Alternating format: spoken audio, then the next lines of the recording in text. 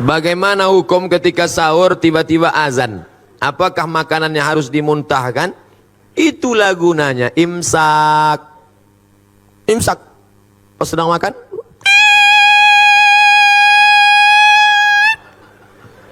di Maroko tak ada imsak. Rupanya imsak itu cuma ada mazhab Syafi'i.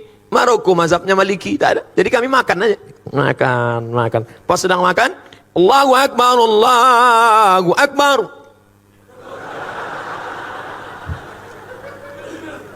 Tanya sama kawan, "Gimana bro?" Kata dia, "Tenang, masjid satu lagi belum." Barulah saya paham makna imsak. Imsak itu artinya lampu kuning 10 menit agak-agak 50 ayat sebelum azan subuh, mulut sudah steril bersih. Tapi kalau suasana normal, kalau terbangunnya pas imsak karena lembur, capek, kerja, tugas banyak, pas terbangun imsak, apakah tak boleh makan? Boleh. Ambil nasi, gulai, sampodeh baung, sambal belacan, potai, ikan bilis, masukkan blender. Nah, dah tu ambil pipet 2. Nawaitu Somarodin ada ifal di syahri Ramadan hazisan. Tapi kalau sudah azan berkumandang, ada makanan dimuntahkan. Karena kalau sampai dia telan waktu azan, karena azan sudah masuk waktu terlarang. Kulu, makanlah, washrabu, minumlah, hatta yatabayyana lakumul khaitul abyadu minal khaitil aswadi minal fajar, sampai terbit fajar. Terbit fajar azan subuh. Kalau sudah azan subuh, tekunyah muntahkan. Jangan mentang-mentang ketua masjid ditelepon muazin. Jangan kau azan dulu ya.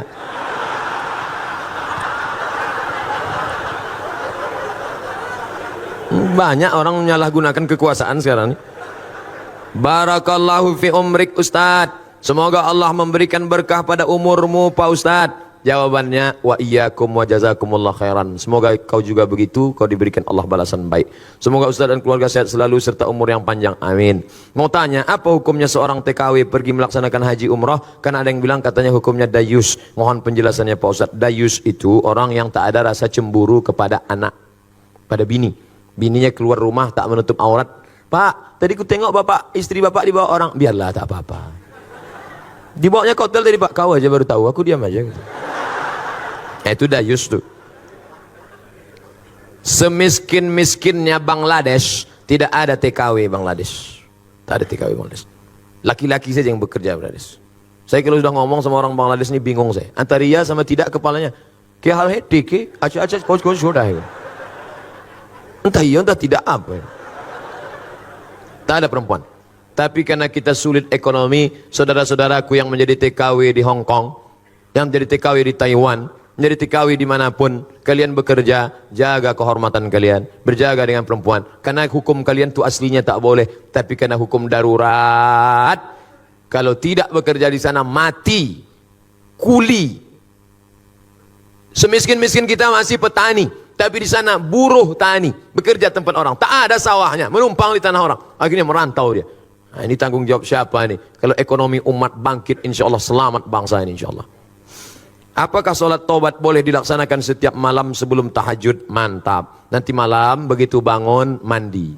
Bagus mandi malam itu. Katanya memang di malam rematik, dari habis maghrib ke jam 1 itu bisa rematik. Tapi dari jam 1 ke subuh bagus. Terapi mandi malam, segar, sehat. Mandi malam.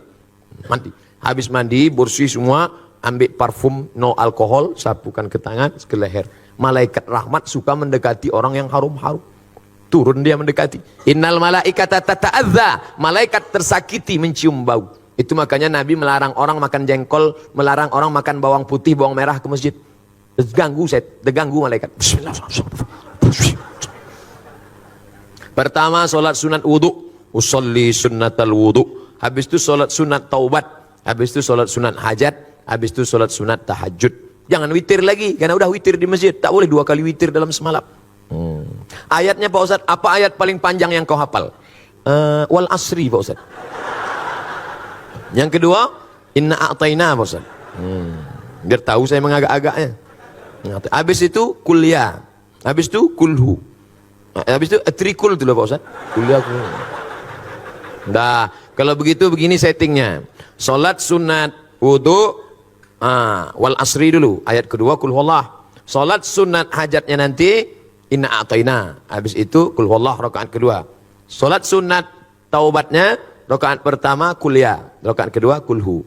Tahajudnya nanti Pak Ustaz ulang balik macam itu. Jadi nanti catatan malaikat itu agak bervariasi sedikit. Ada juga model orang ini sembahyang 12 rakaat. Ayat kulhu. Bawah sama dengan atas, sama dengan atas, sama dengan atas. Bagus, tiap-tiap malam buat. Bangun, mandi, pakai parfum no alkohol, habis itu sholat, sunat wudu, sholat sunat taubat, sholat sunat hajat, sholat sunat tahajud 8 rakaat. Kalau mau tambah baik, 2 rakaat 1 salam, habis itu baca Quran. Habis baca Quran, baru makan sahur. Saya Pak Ustaz kalau tak makan dulu sakit perut saya, makan dulu boleh. Tapi udah habis makan nih mau duduk pula Pak Ustaz. Ini enggak bertanya, apa menawar? Saya pernah dengar ada riwayat Nabi Muhammad umur 28 sampai 30 tahun, bukan 40 tahun. Bagaimana nih Pak Ustaz? Kita pakai jumhur, mayoritas ahli sirah sejarah, Nabi Muhammad menikah 40 tahun. Arba'una sanah, sekitar 40 tahun. Ada yang pandai menghitung detail pakai ilmu falak astronomi, kata dia 38. Terserah dia, saya ikut 40 kan lebih selamat. Bagaimana pendapat Ustadz bagi lansia tentang naik jadi Nabi 40, menikah 25. Bagaimana pendapat Ustadz bagi lansia yang tak mampu puasa, tak mampu membayar fidyah? Puasa, tak sanggup puasa, level 2, ganti di hari yang lain. Tak sanggup mengganti di hari yang lain, bayar fidyah. Tak sanggup bayar fidyah, dia menerima fidyah. Itu hebatnya orang Islam. Tinggi, bisa turun, bisa ditawar. Datang seorang laki-laki mengadu ke rumah Nabi, ya Rasulullah, celaka aku ya Rasulullah. Kenapa kau celaka? Maaf, berhubungan aku dengan istriku di siang Ramadan. Puasa engkau 60 hari kata Nabi. 60 hari kau puasa. Sedang 30 aku tak tahan. Kalau gitu kau kasih makan 60 fakir miskin. Aku tak ada ya Rasulullah, tak sanggup. Pergi Nabi ke belakang, diambil Nabi korma 1 karung. Nih korma 1 karung, kasih ke fakir miskin di kampungmu sana. Pergi bawa. Ya Rasulullah, aku yang paling miskin di kampung itu. Hatta badat nawajizuhu, Nabi tertawa sampai nampak gigi gerahamnya. Jadi jangan kalian bayangkan Nabi itu serius. Neraka, neraka. Nabi tersenyum, hatta badat nawajizuhu, sampai nampak gigi geraham. Kata Nabi, menengok orang yang susah nekat tadi. Jadi tak ada di kampung itu lebih susah dari engkau. Tak ada ya Rasulullah. Ambillah kurma ini, bawa kasih anak bini di rumah. Gitu. Itu. Jadi bagi yang tak sanggup, dia menerima sedekah kita. Tolong berikan tips agar Ramadan tahun depan saya tak sendiri lagi.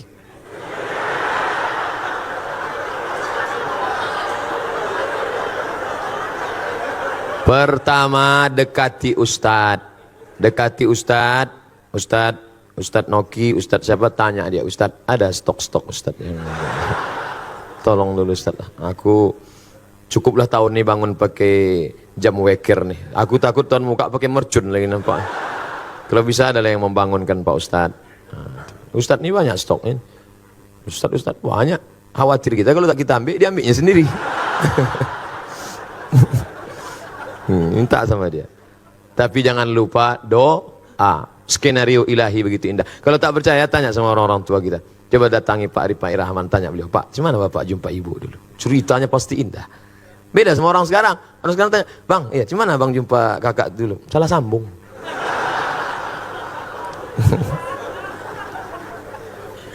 Apa kata Presiden Soekarno kepada istrinya? Adinda, kau tak pernah mencari aku pun tak pernah mencarimu. Tuhan mempertemukan kita. Indah. Di mana Bang jumpa kakak dulu? Di Bang Riau Kepri. Kalian kerja di situ? Enggak, numpang dengar ceramah aja.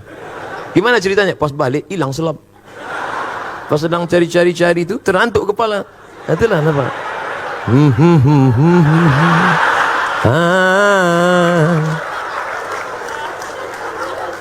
Indah. Bagaimana cara untuk mengganti puasa tahun lalu sementara jumlah puasa diganti tak ingat? Umur berapa sekarang? Umur 30 Pak Ustadz. Akil balik umur berapa?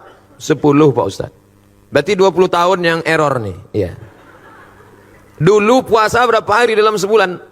Biasanya saya ambil pangkal tengah ujung, Pak Ustaz. Nah, hitunglah. Berarti dapat disimpulkan selama 10 tahun, setahun cuma 27. Kali 10 berarti 270.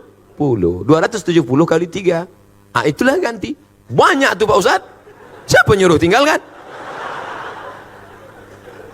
Ustadz jujur Ustadz, Ustadz jujur. Ustadz Samad ini dulu lahir langsung jadi Ustadz? Tidak. Pernah juga tinggal puasa? Pernah. Saya mulai puasa penuh itu kelas 2 SMP. Kelas 2 SMP tahun 92 saya berangkat haji bulan Mei.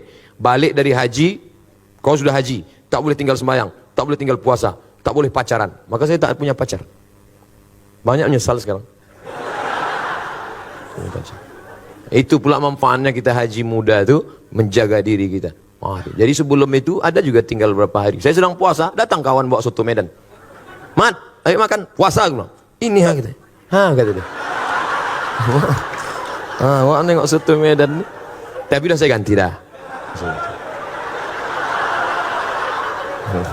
Ganti dah. Mak saya tanya, Mak, waktu mak mengandung aku berapa hari tinggal puasa? Dulu kau sakit-sakitan dalam perut. So tiap hari sakit. Maka 30 hari aku tak puasa. Menyusukan tahun pertama 30 hari. Menyusukan tahun ketiga 30 hari. Jadi untuk aku berapa hari mak tak puasa? 90 hari. Ganti mak. Setahun mak saya puasa Senin Kamis lunas. Senin Kamis, Senin Kamis, Senin Kamis, Senin Kamis 8 hari. 10 bulan 80 hari. Tambahnya 8 hari lagi bulan 88. Tambahnya 1 selesai. Sudah lunas hutang puasanya. Umurnya berapa? 70 tahun. Tapi tak saya paksa. Jangan pula mak kita terpaksa. Ini ada jamaah ini umur 80 dipaksa. Saya paksa mak saya puasa Pak Ustaz. Kenapa kau paksa? Saya dulu dipaksanya. Ini tak betul. Jadi bapak yang punya hutang 270 hari, kalau istiqomah puasa Senin Kamis, setahun lunas. Dan orang yang puasa sehat. Sumu tasihhu, puasa kau akan sehat. Ini darah ini berat. Darah ini berat menyembur dari jantung naik ke otak. Kenapa darah berat? Karena ada minyak di dalamnya. Minyak itu apa? Kolesterol. Kenapa berat ini di dalam? Kenapa? Karena di dalamnya ada gula. Gula membuat darah beku. Kenapa dia? Diabetes mellitus. Saya tanya, Pak, berapa umur Bapak? 80 sekian Ustaz Somad. Saya tengok Bapak sehat aja.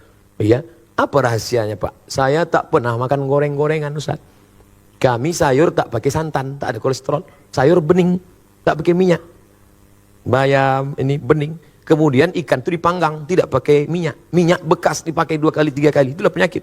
Rupanya itulah rahasianya. Sayurnya bening, minyak ikannya dibakar. Nah, itu dialog kami waktu di Tembilahan dengan Pak Irahman. Udah saya ambil tuh, maka saya sehat sekarang. Apakah infus transfusi darah membatalkan puasa? Baca bukunya 30 fatwa seputar Ramadan. 30 fatwa seputar Ramadan. Download di Play Store. 30 fatwa seputar Ramadan. Penulisnya Somad LC. Di situ disebutkan fatwa Syekh Qardawi. Kalau suntik obat tak batal.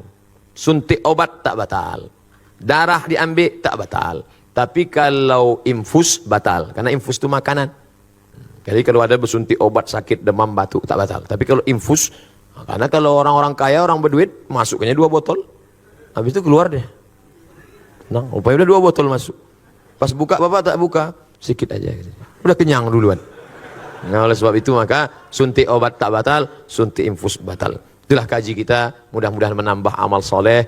Buah dari pengajian adalah berubah perilaku amal. Kalau banyak mengaji, amal tak berubah, mubazir.